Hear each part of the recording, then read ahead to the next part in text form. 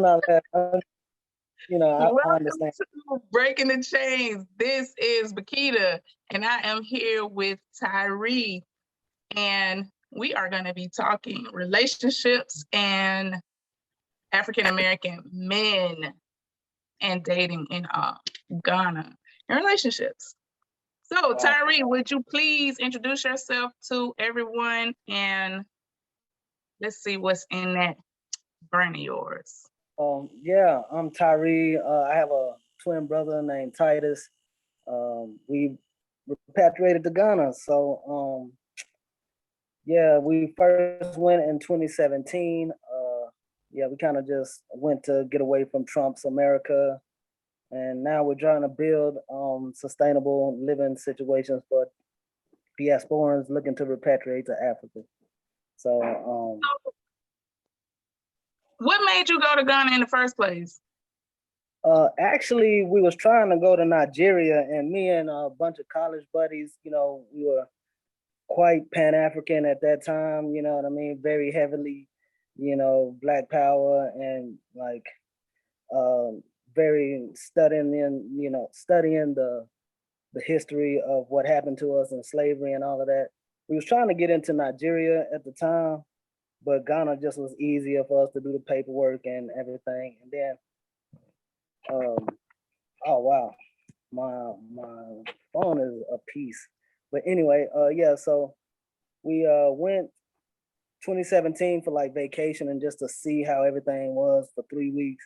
Then we came back and went back.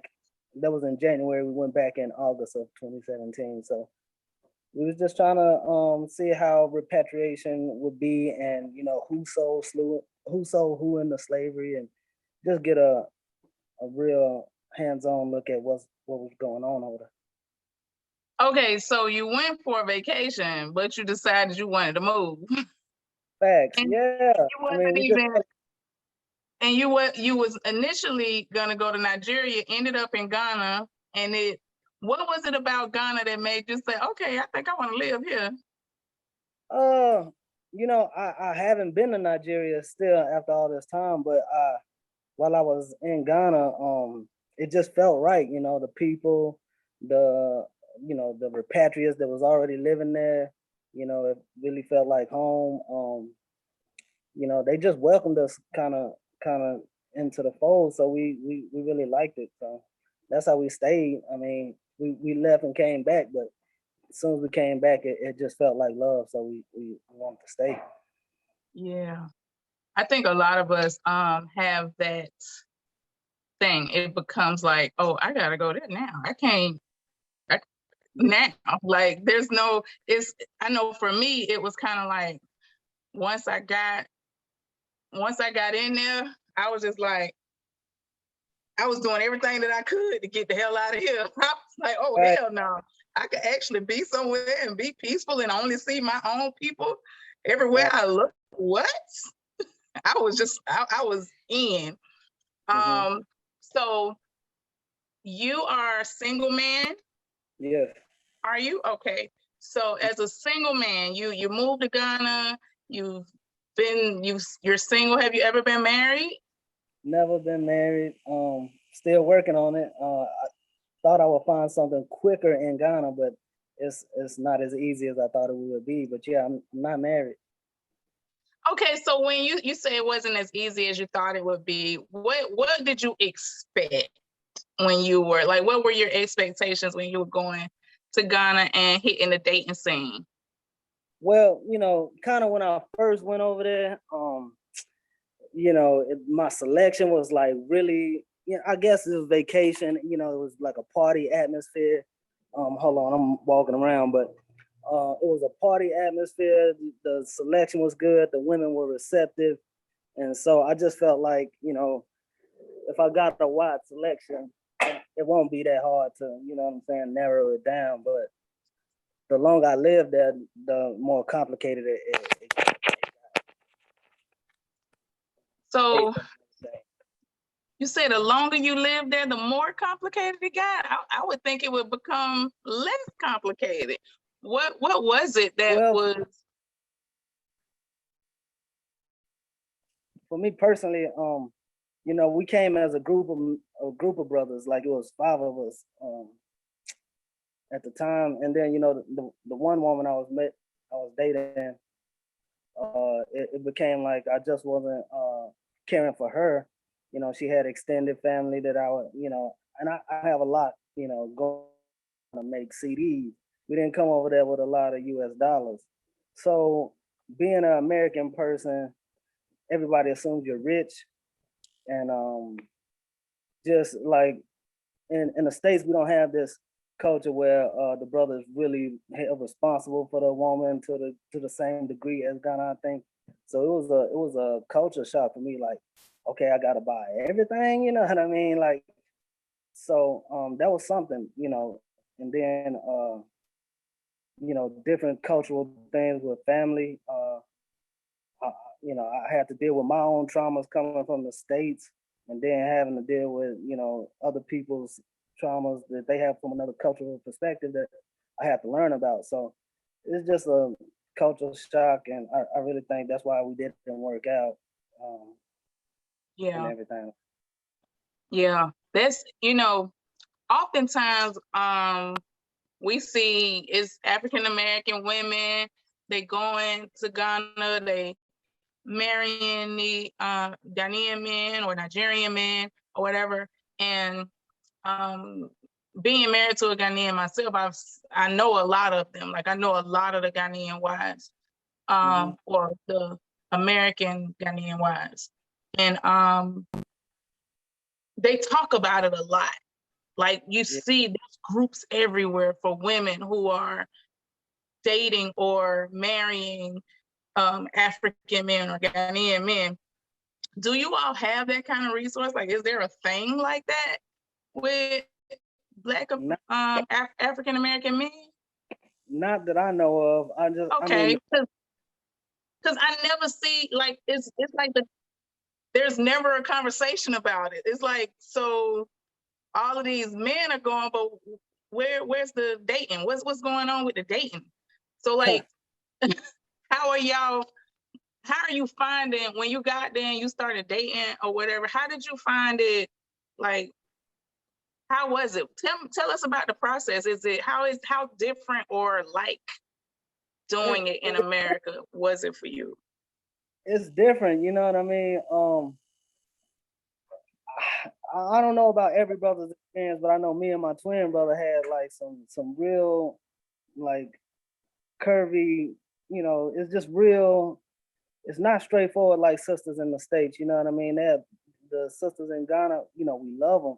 They're beautiful, they're sweet, but they have a different cultural perspective of why even they dating. Like I feel like in the States we kind of date more recreationally.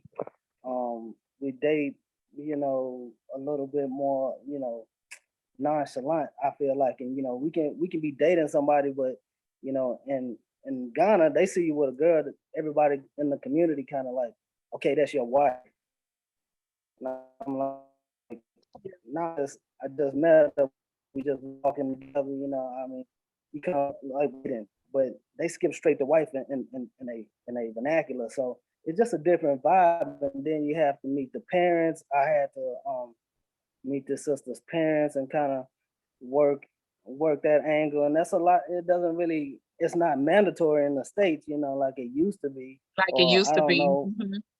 Yeah, but there is still kind of a thing. You don't just, especially if you're American guys, and that's why I think American guys don't really have no collective where we sit down and talk about it, because it's more of an economic thing over there. You know, the you know, it's a developing country, so you know, as an American brother coming to these types of places, that's on the front of the conversation. You know, you can't even get to how much you like the girl or whatever until you didn't pass those Yeah. milestones. So would you say that um some of the single men coming from America to Ghana are expecting maybe that they wouldn't have to spend as much money, or maybe they think that they don't have to have as much money? I think brothers just want to spend the same as a Ghanaian man would have to, but to come in as an American brother, you're expected to do much more. You know what I mean? Um, and me, I have my preferences as what I want. I don't want to be a stepfather, so that cuts out a lot of sisters over there off the rip. Um, I don't want to be kind of stuck to one area.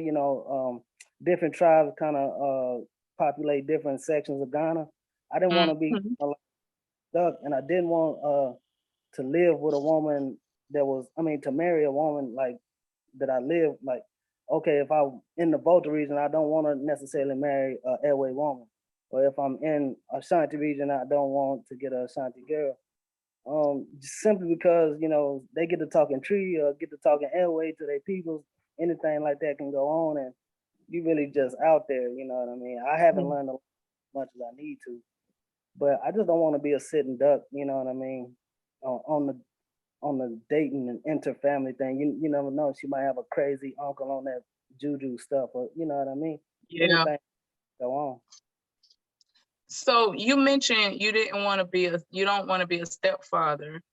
Mm. Um, would it be safe to say that you probably assume that you wouldn't run into that many single mothers there, or did you I, not even thought, consider it? that's what I thought before going there. You know what I mean? But when as,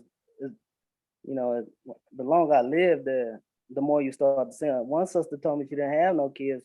Turned out she did.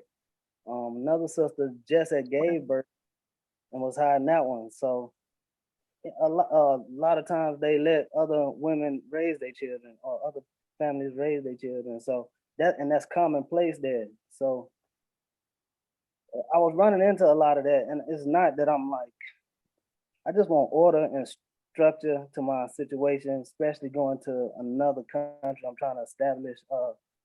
My reason for going may not be everybody else's reason for going. So Right. uh, I'm trying to get sovereignty and some self sufficiency going over here in Africa.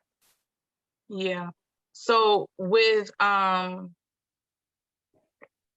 the whole like finding how would you find out that these women were lying about having children? That's like a big lie.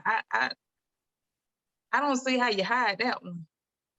It's But something then that but then knowing some of the Ghanaian cultures, I can see how it can be done because people do tend to raise other people's kids. It's really kind of like how we do here. Like it's a lot of our people who raise other people's kids. So and it's just more like it's really not they they only do a need to know basis. Like you have to ask those questions, like have you given birth before? Or, where's your children?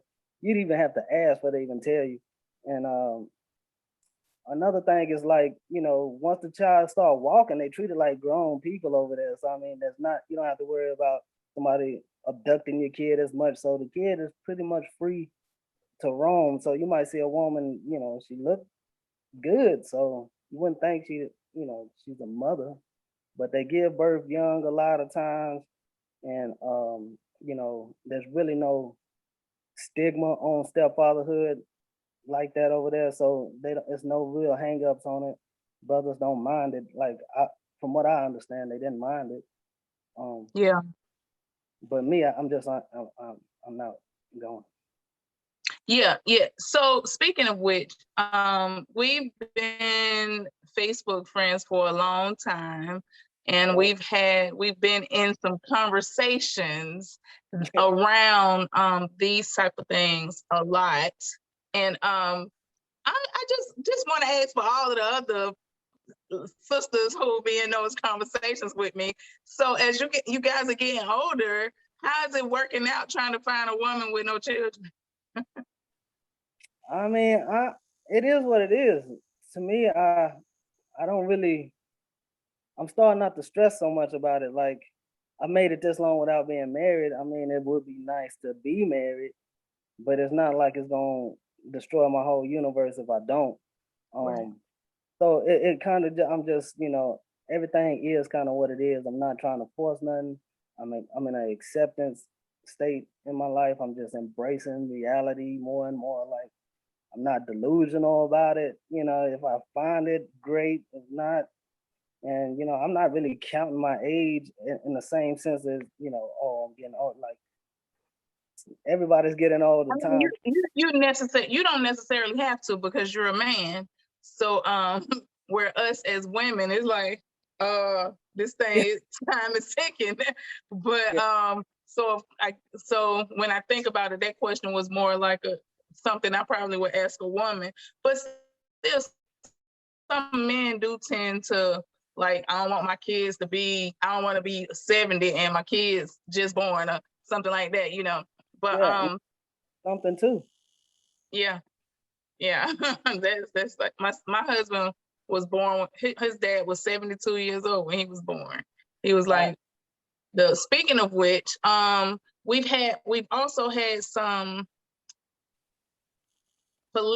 polygamy conversations on Facebook.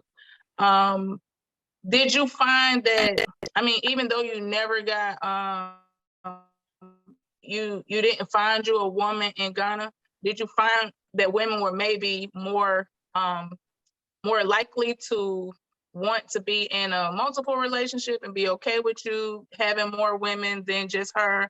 Or, you know, what was it like as far as, like, was it okay with them knowing that, hey, I'm out here trying to, you know, I'm doing me?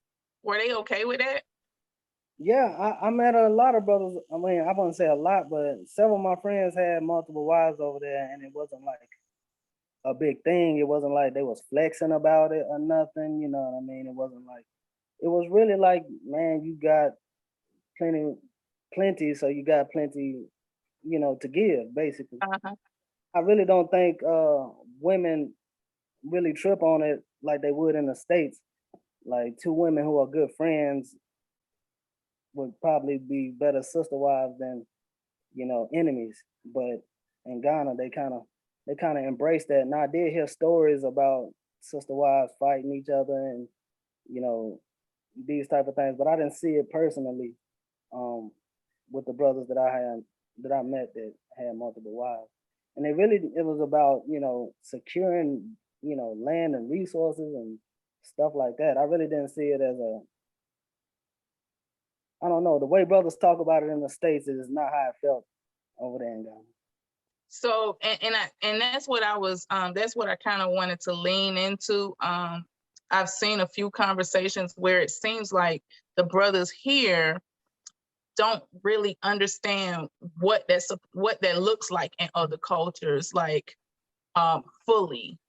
Um, if from a man's point of view, what would you say that if a brother is wanting to be in that kind of relationship in Ghana, or in West Africa, what would you say that would look like, or that they should know because they don't know? Well, I would like tell them that, hey, you got to think about the desperation of some woman that's really like on that. Like she may have some kind of dire needs, you know what I mean, or she's looking at you as, you know, say you already got a wife, you got to start with one before you can have two. So it's like Right. those dynamics to where that second one is coming into play is a whole different ball game to what we think of, like, oh, I just got a wife and then I'm going out and finding another wife. It's like, no, maybe those two wives came to, maybe that those two women came together to come to that agreement, and you have to, you know, decide if you want to even go down that road. But sometimes, you know, it's more about women kind of helping each other and the man kind of being a facilitator in that, you know what I mean? It's not about, oh, I got two, you know, baby mamas. In the sense of, that's how I think our brothers look at it here. It's like, yeah, you got two baby mamas, but are they in your same household? Like, are they getting along? Are y'all's children, you know, with one woman and children with the other woman getting along? Are they true brothers and sisters and stuff like that? Right. It's a family dynamic, and I think our culture's been so. I mean, our family has been so decimated over these past generations that it's hard to even. It's so dysfunctional, you know what I mean? Yeah. And they're more functional. It was like, even if you're a polygamist, does it function? Does it work? Are the kids, healthy? Is the family even going places? Right. I know I know a lot of the women from here, it seems to seem like the men from here who want to have those kinds of relationships, it seems as though they want it for the wrong reason, or reasons that like they don't understand. Like, for instance, when I was living in Guinea, my assistant he's Muslim and he has one wife right now. But it's known that he wants to take another wife or whatever. But that wife says clearly, you can have another wife, but me and my children need our house, and her children need their house. We're not living in the same house. So this man needs to be able to provide for both of these houses, right? Mm-hmm. He needs to be able to buy the house and do all of the things that need to be done in that house and pay bills in those houses. And it seems from this side like it's more of the women. These men want women to do all of this providing, and I guess they're supposed to move the pieces around. I don't know. But there, the man is still the main thing financially, and the women contribute to that. But it seems like over here, we kind of want it to be the other way around. Do you think I that think could work over for here, those men? I think, we got a different perspective over here because our women are so economically mobile on their own right. You know what I'm saying? So we don't look at ourselves as this economical, force within the household. We just a piece of that puzzle. Over there, you kind of seen as to be like, if your woman wants to start the business, you gotta put up all the money up front, and Yep. she just collect them. But over here, sister be done had her own business already for you met her, and then you know what I mean. So it's like it's a different can of worms, and I feel like the provisions that brothers over here are used to, like, the whole 50-50 argument has been like done to death stateside, but it's a real thing. And over Oh there, it's God. like the women kind of put themselves I hate to use the word submission, but it's kind of like they don't challenge your economic prowess. They want you to give it to them. So it's like they want you to be successful more so than I feel like the sisters over here. They seem like they want you to be successful, but not at their expense. So in a sense of what I'm saying is, the Ghanaian woman, yeah, she might be enterprising and getting money, but she's never gonna flex it on you like a sister from the States would. Like, I got my own, I got my degree. You know what I mean? She wouldn't flex it on you to make you kind of, 50-50 it out. Yeah, I understand what you're saying. So if you're in, where are you right now? In Alabama right now. You're in Alabama. Okay. So when I first reached out to you about talking about this, you mentioned something that was very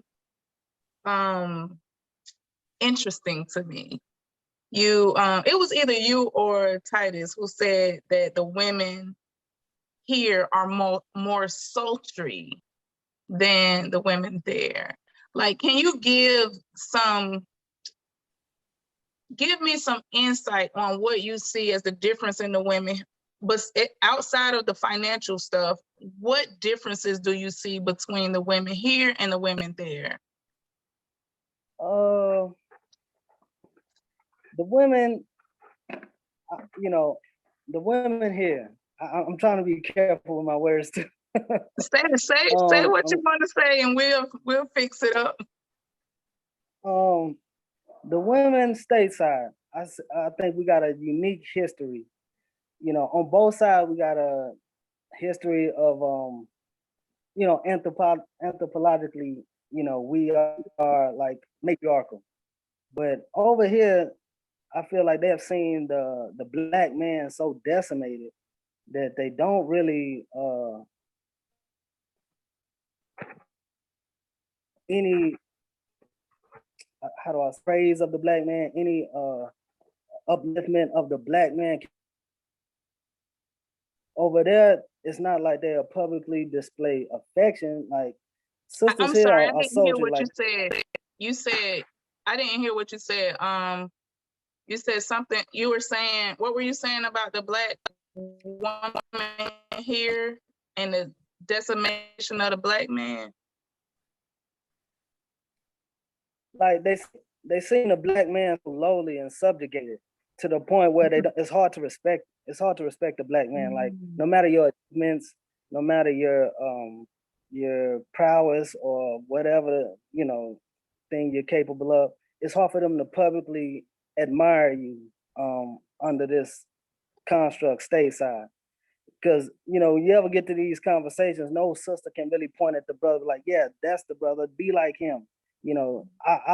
That's him right there. So brothers really just going out. We don't know, nobody to look up to. We just growing into whoever we gonna be, But there's no standard of masculinity, no standard of manhood, no rites of passage for the youth them to grow into, like, no economic ladders to climb. It's just we all out here as black men.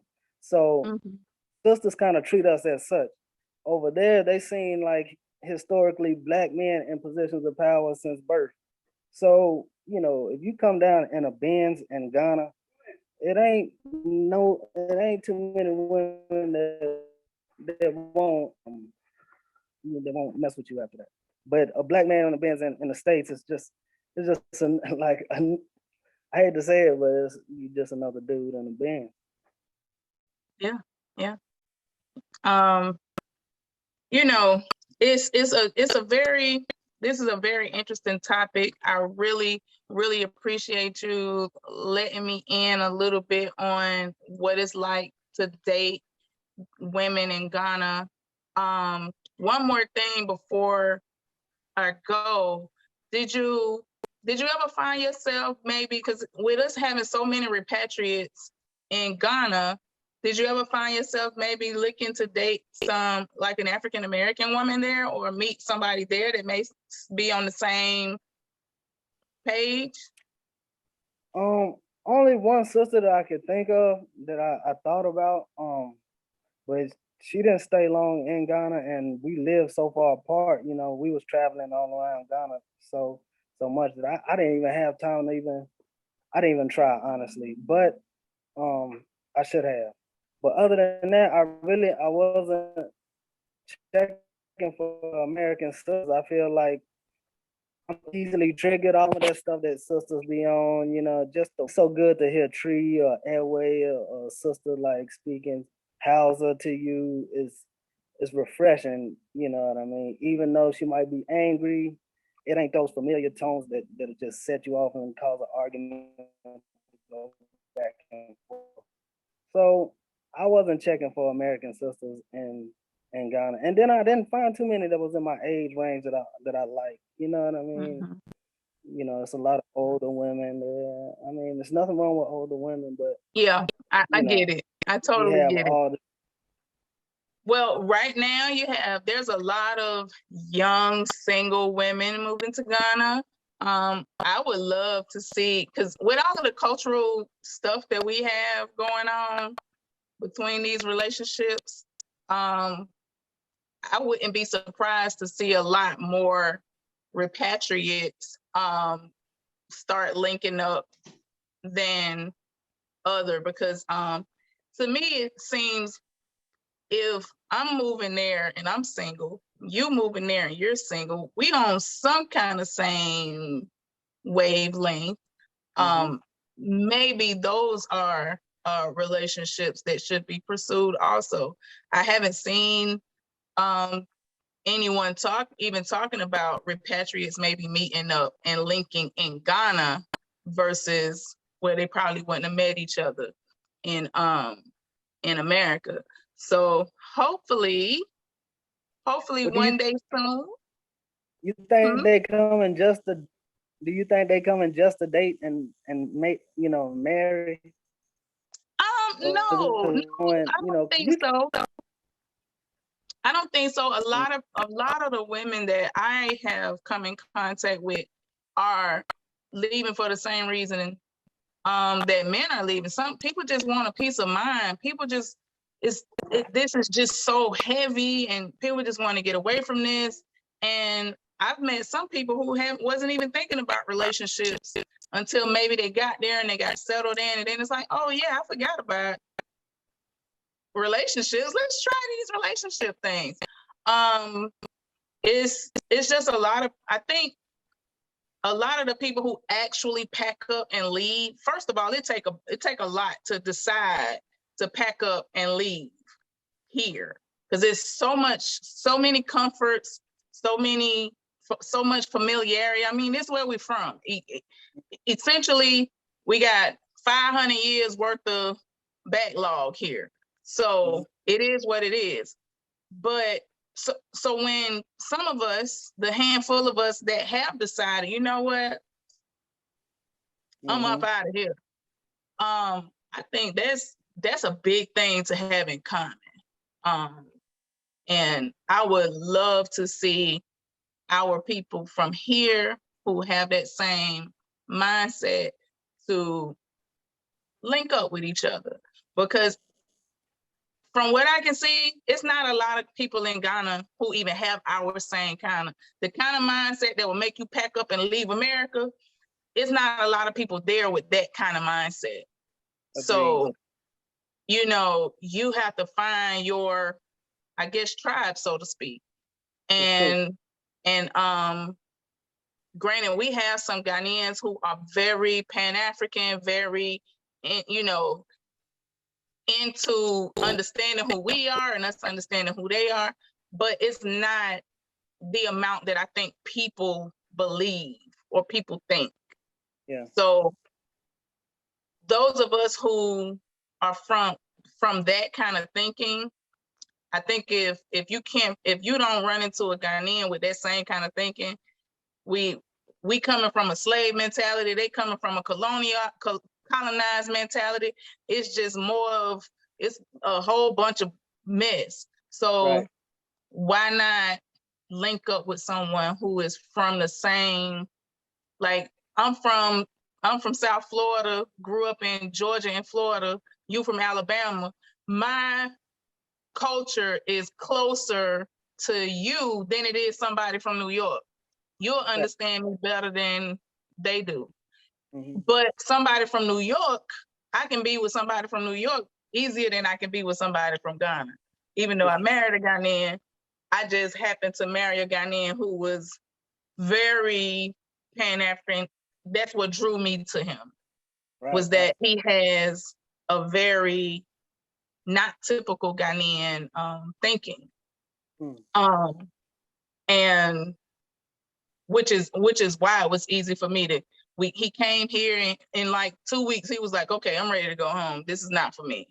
Mm-hmm. And that's a whole other part of the whole dating thing. You don't know whether people are really like, did you find that with dating the women that Very maybe they were really trying to get a green card? right. Right. Yeah. You can weed out a lot of. You tell them, hey, I'm not going back to the States, and you ain't going either. They'll move on if they with some other stuff. You know what I mean? Just tell them you ain't going, and they'll get the picture. Yeah. Well, with that But being they said, really all wanted to go back to. I'm sorry, say that again. Nothing. They. I just say that all the sisters wanted to go to the States. All of them? All of them that I dated while I was there. while Wow, that's interesting to know, because all of the time we always hear about the sisters from here who dating the men who trying to get to America. Very rarely, I mean, this is my first time even talking to a man who's been recently dating, or in the last few years dating in Ghana. So to know that the women are pretty much doing the same thing, they're trying to get to America too. Not necessarily that's all they want, but to know that that's like, okay, that's part of the plan. That's quite interesting. It's part of the plan, and if they won't tell you that they trying to go, but they gonna pressure you the whole time to see if they can go. You know what I mean? I thought about including it in my contract, whatever, with her family. You know, if I do marry, I need, you know, I'm starting to realize I need a American family to represent me over there. You know, just with the negotiations of the, you know, of everything, like, and what I need to bring for dowry and stuff like this. This is a whole different cultural thing, like knocking, where you have to actually go to the family home or the home village. Like if you meet a sister in Accra, but her family is from Eastern region somewhere, you need to go there and ask them people for her, you know, like that. So it's stuff like that that I was going through, that we was trying to maneuver with. And maybe those were just things they was putting on us as Americans, because I'm telling you, the way Ghana girls and Ghana guys, or Ghana men and women, act with each other is totally different the way they act with us. So I'm cool. Really? I just had to learn the hard way. I'm cool with it now. You know what I mean? That's quite interesting to hear. So do you think with Ghanaian men and women dating each other that the women don't pressure the men so hard towards marriage or something? Like what do you think is the difference? Or what did you see as the difference? I mean, a couple of my associates and ones who became good friends, you know, the women they married, they Ghanaians, you know, and some date across tribe, you know what I mean? But, you know, one brother, you know, he was supposed to go and ask for her hand in marriage, but he got her pregnant and had the baby and everything, and he still hasn't done it yet. So it's gonna be a problem whenever he does. I mean, but I know if that would have been me, it would have been more of an issue. Like they would have just came to my front door with it. You know what I mean? So it's levels, and you know, other reasons, like a Ghanaian man wouldn't have to. You know, yeah, she will pressure him for money, but it's not like, oh, you're supposed to already have it. She would expect him to go get it. You know what I mean? But that time and that patience and that understanding that she would have for that Ghanaian brother, she might not have for an American guy. You know, you're from America, you got US dollars, type of thing. Wow. Yeah, so I mean, so when you coming from here and immersing yourself into that, like how did that mess with your wow. I mean, plenty of appetition, club beers and Guinnesses. I was, you know, I went through like the lowest phase to where I just started looking around at the like abject poverty and the like, you know, it took me down through there on some depression stuff for a minute. Then, you know, I bounced back. You know, it was just a roller coaster really of emotions, and just like dealing with my, you know, own issues that I probably had before I got to Ghana, then working them out amongst people that don't even speak my language for real. So it's not easy. I want people who thinking of repatriating to not think it's all beaches and sunshine and umbrella drinks, and you know, it looks good on YouTube, but it's deeper. Don't it look good on YouTube? And you know, now that I'm glad we're talking about this, because you're back in America, I'm back in America. We're not back in America because we absolutely want to be back in America. I'm sure that you're not here because you just was like, I just got to get back to America. No, that's not what I was thinking. Right. So can you you know, can you explain to people what it looks like when you're trying to repatriate? You're young, you don't have pension, you don't have Social Security, you don't have disability, you don't have none of this stuff that all of these people who are talking about oh yeah, y'all should come and repatriate. Yeah, but your ass got your pension from the school board or from the state or from the county or whatever. Right. You have those things that's coming every month. Me, I don't have that. I'm only 30, 40 years old. Even at 50 years old, you still probably don't have that. Right. Can you explain how repatriation has been working for you? Well, me and my twin brother, I can't forget him because we kind of like work together to actually even go. You know what I mean? A lot of people, it's not easy to pick up and go over there. But I'm a musician in the States, but over there I'm farming. So I started out trying to be a musician, but it's no industry. You know what I mean? So a lot Yeah. of we have become like accustomed to how things work, and then stuff is just not being created over there. So it ain't working as seamlessly as things work here. So you might have to take a lower paying job, like a pay cut that you ain't, or do some physical labor where you haven't had, in a while.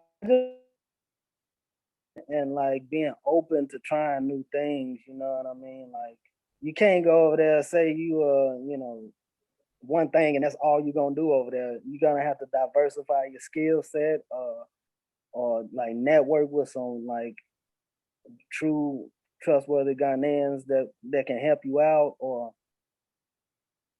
earning a living is not easy over there. Even for Ghanaian people who are like super smart, unemployment rate is not deal, you know what I'm saying? And then to have so many different cultural perspectives in one country, it's it's a lot to take in. And then that with your personal traumas that you had states, they gonna come back up when you get to Ghana. It's not like that stuff goes away just because you got out of that toxic environment. It's still in you. You got to purge it out. And trying to do that while trying to make money is not easy. So It's not. you got. It's not. I tell people all the time, if you think moving from here to there is going to solve those problems, you are sadly mistaken. You're literally going to run slap into yourself and slap into all of those problems right there in Ghana on the other side of the world. Because for me, I found that now all of the noise is gone. All of the getting up, going to work, coming home, doing whatever you do when you come home. Like you done got off the rat race and now it's quiet and you can't do nothing but hear all of that shit. And it get loud. Super loud. And if you ain't got your ways of coping with your own thing, it will kind of like make you lash out on Ghanaians, and I think we get a lot of bad rep because some diasporans have like just went completely off on people, like, and so we get these stories of stereotypes. Like we coming over there, they've been watching Love and Hip Hop, they've been watching BET, and they've been seeing all the ratchet stuff we do online. You know what I'm saying? So the last thing we want to do is go over there and act a fool. And then, we already get singled out. You know what I'm saying? We got to try to maneuver. It's a very religious place. So you can't come over here talking about, white Jesus. You're going to make a lot of enemies real quick.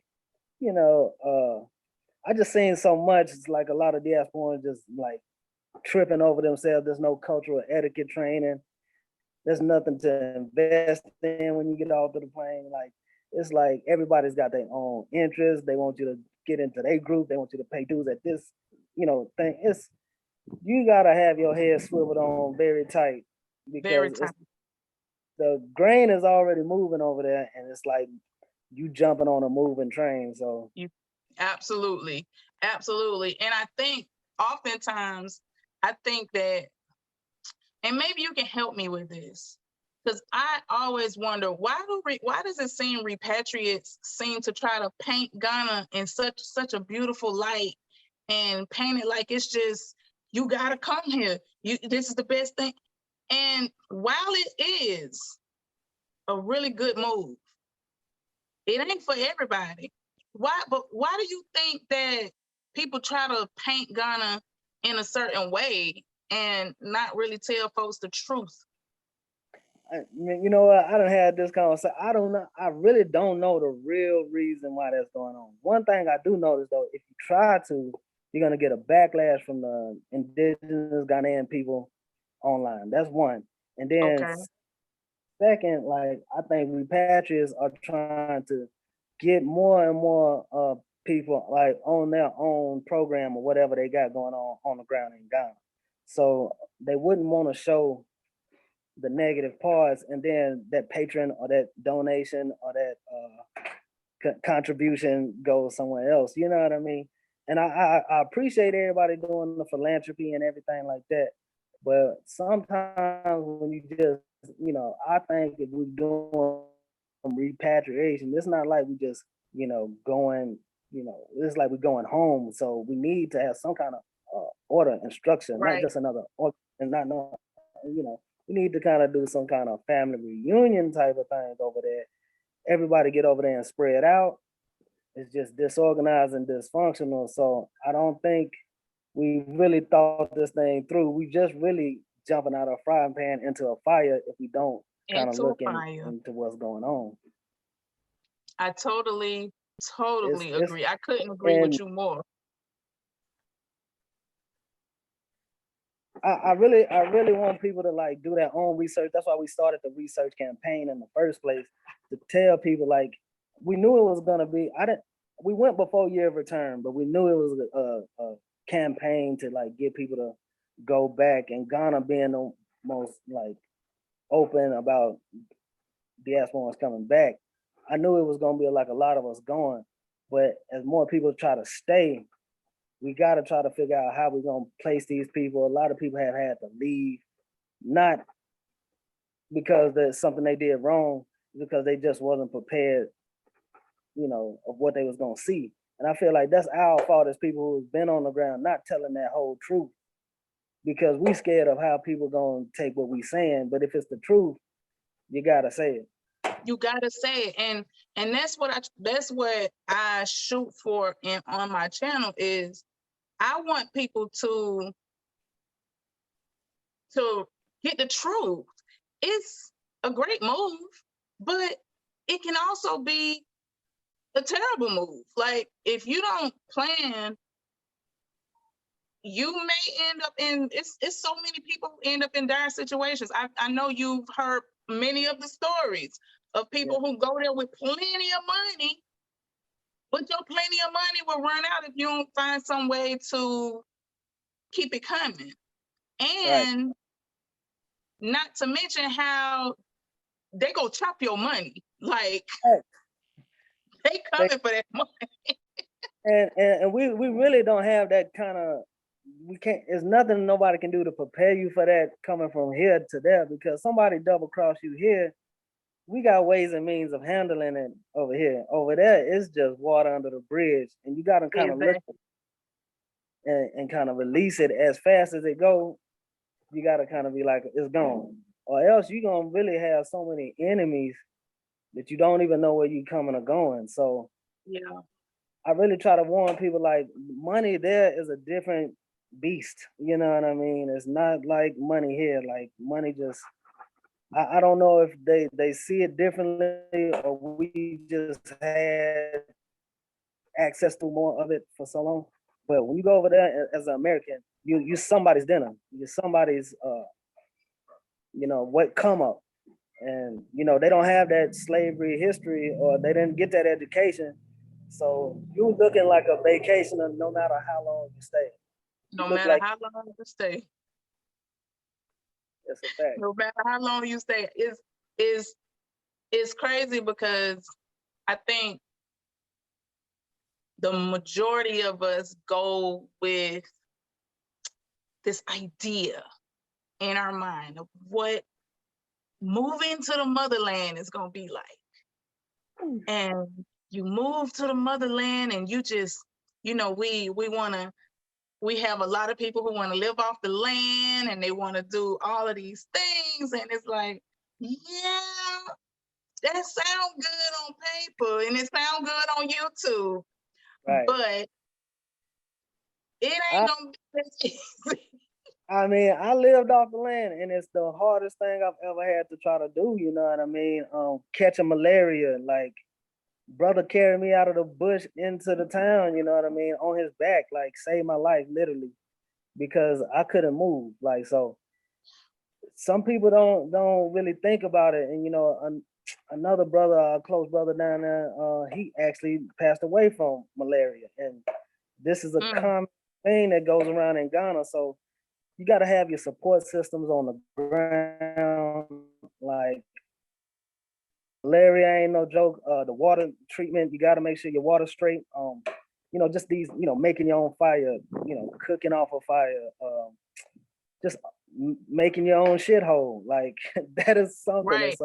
Hey, we built us a mud house, and it was very, very hard to do. It's not easy work, and so if people want to just go over there thinking about living the same lifestyle standards that they had in the States, I don't know how much money you can bring to live like that to the Right. end. You know what I mean? You might can live good for a couple years or something if you just bankroll, but Right. it's something. So considering that you have done the living on the land, the living off the land thing, and there's a lot of people I know who are from here and they're attracted to that aspect, or they say like I want to live like the locals type thing or whatever, thinking that that's a, I don't know if it's supposed to be a good thing or what, I don't know, but you lived on the land in Ghana. Can you please explain what that looks like from your experience? Man, it's extreme. Like I'm a country boy anyway. You know, I mean, I'm not really a city slicker or nothing like that. But the Ghanaian bush or like the West African bush is another can of worms. Not only is it the insects, the heat, the water, you got to get your own water. You got to, you know, we went straight vegan, vegetarian because going to the market all the time and all of that stuff is too much.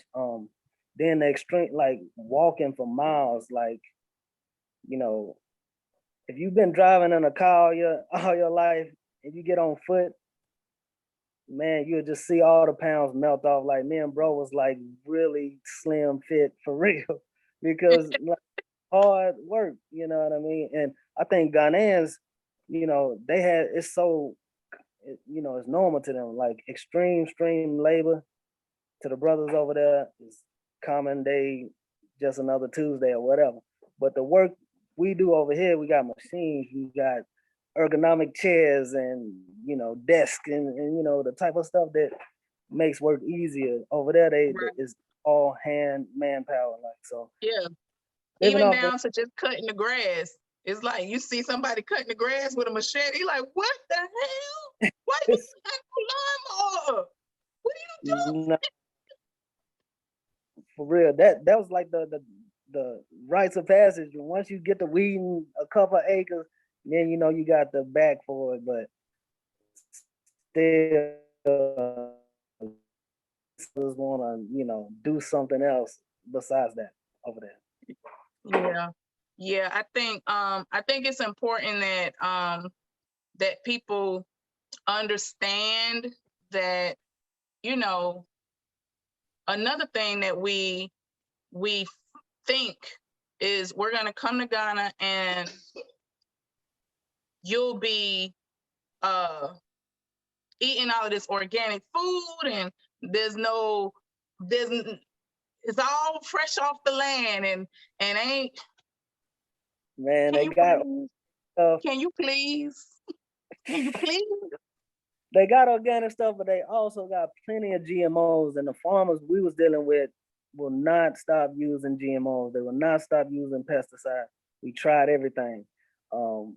They even brothers be poison the grass cutter, then turn around and eat it, stuff like this. And then brother got mad at me because I said some brothers over there ate a dog, and I seen them eating the dog. So if I don't say, hey, you might get in a village and they cook a dog, you want to know what's in your stuff. So I mean, this is the type of stuff that goes on. You know what I mean? And we had went vegan because they even they even would poison the fish and turn around and eat the fish. Instead of doing the hard work of fishing or doing the nets and everything, just throw the thing in there and the fish pop up. Stuff like that to me is negligence, it's dangerous, it's not healthy for your body. But to them, you're not gonna get them to quit. So it's best that you can establish your standards, you know what I'm saying? Whatever you gonna eat and what you ain't gonna eat, what you gonna drink and what you ain't gonna drink, and kind of like get you a routine because it's all new. You know what I mean? You ain't. I don't think anybody from the States is daily eating that Yeah. cuisine. You know what I mean? So if you get over there and I can't eat kinky, but I had to try to know that it doesn't sit well with my whole system. So these are the type of things people gonna get over there and they think they're eating all organic, all natural, all fresh stuff. It ain't always like that. It ain't always like that. I was just telling a friend of mine today, I said, one of the things I started doing is looking to see if there were bugs around the food. Because I need, at least if the ants want it, then maybe I can eat it. Because at the end of the day, it's not, I remember me and my husband were looking at some land and it was some farmland and I saw a bottle of Roundup on the ground. And I was like, that was when, and this was in probably like 2013, 14, maybe. I was like, I was just so devastated. I was like, there's Roundup in Ghana. Oh my God. Right? And then I had the real, I'm like, why wouldn't Roundup be in Ghana though? Like, why would I even allow myself to think that these people haven't penetrated this part of the world also? It's right. it's just kind of one of those That's a things hard where you have swallow to for know. us. Huh?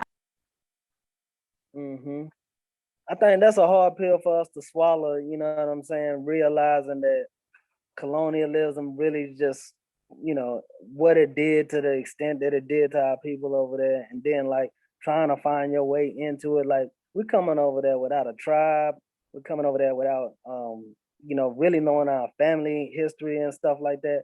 We're coming over there with our culture being tainted by, all these entities, COINTELPRO, saboteurs, and all this stuff. So getting over there and just trying to feel like everything is new when no, they just trying to penetrate. You got Chinese people coming heavy. You got all these European nations in there doing their thing. And the people they're our people. Don't get me wrong, but we're so far removed and we're so disconnected from the tribal thing that they're not gonna let you into that back where they keep all the secrets and all. They know that it's something real. It may not even be in your lifetime. Maybe your children can benefit from that. Yeah. So us as diasporans, repatriating need to think more long term. Like you ain't just gonna go over there and be the Princess Zamunda, just because you show up. You gotta Right. gotta work We your got to way put up. in the work. Yeah. We got to put in the work. And I think that the longer we're there and the more we're raising children there and our children are now Ghanaian and like we'll get there.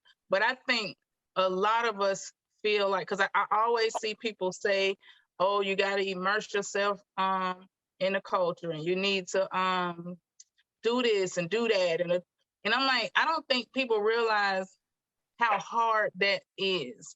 When I moved, I was 34. As a 34-year-old African American woman who've been doing this for 34 years, my parents been doing this, my grandparents been doing this. You really think that I'm gonna be able to just drop it all? And I think it's unrealistic, for one. And two, I think it's a disrespect to the people who we come from. Like, Yeah. we really are like from the strongest of the strong people. I mean, we got here and made it through all of the shit for you to still be sitting here, and I'm still sitting here. You from Alabama, I'm from my family from Georgia, and we still here. So the resilience of those people who we came from is, why would you, what? I'm not trying to distance myself from that. Right. I think we should be taking that and showing our people there, hey, I'm a product of what happened, but I'm here, I'm back.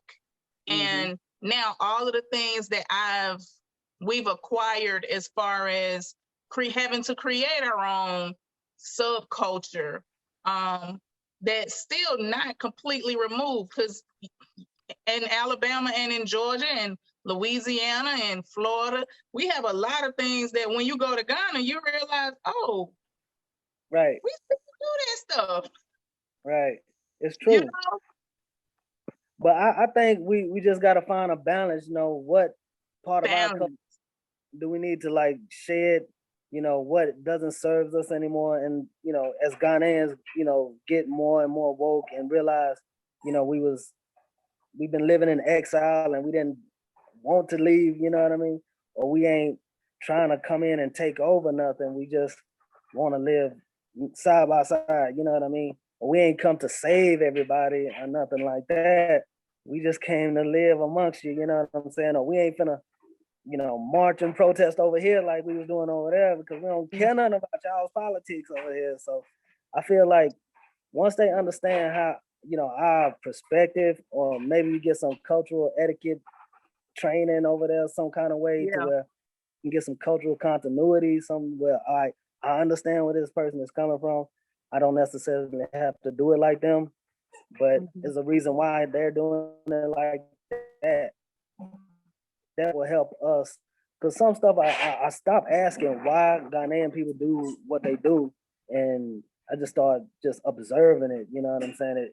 Maybe I don't even have the degree of where it came from. So it's good to just be observing and just soaking it in. Right. So one more thing before we end. I know we've been talking for a minute. I'm really enjoying talking to you. Another thing that I wanted to hit on before we go is the idea that a lot of people, you see people tell folks, you got to come to Ghana and start a business. You need to come to Ghana and start a business. So everything is about start a business. Can you give me your take on that? Man, I hate to even put too many, coins into that plate, because I try to do it. I've been trying to do it. It's not, you know what I mean?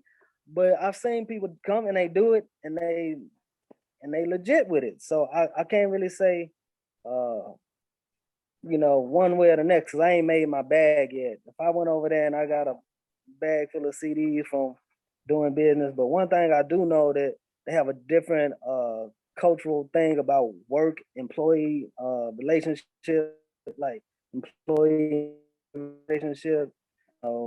They're very opportunistic, similar to I imagine what we was when we didn't get paid for working, you know what I mean? But you can't pay them enough. They'd have a culture of like get over vibe, to where they don't see that as pretty much negative, or they don't see it as sinning. They're real big on it's like normal. Yeah. So anything like that they can get over with, if they stealing, is really not stealing in their mind, where I'm breaking one of the 10 commandments.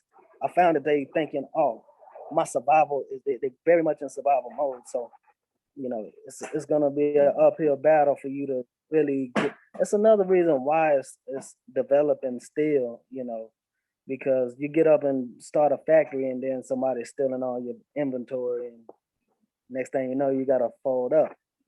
Yeah. So that's And I why a think, lot of business not working over there. right, I was just about to say, and I don't think people really understand how hard it can be as an entrepreneur when you're in a society where, and I think we're all, they call us like crabs in a bucket type of situation or whatever, but I think it's on a whole nother level.